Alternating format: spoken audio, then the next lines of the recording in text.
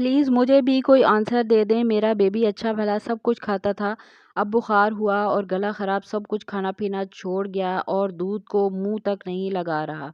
तो बेटे इसमें सबसे पहले तो आपका बेटा देखें नज़र लगी है उसे, नज़र आप उसकी उतारें, खाता-पीता वो सब कुछ था। जब भी आप उसे दूध पिलाएँ तो उसे कवर किया करें और जब भी खाना खिलाएँ तो अलग रूम में ले जाकर खिलाया करें। बच्चों को नज़र बहुत जल्दी लगती है, जब वो खाना खाते हैं उनको भी लगती है और खाने को भी लगती है।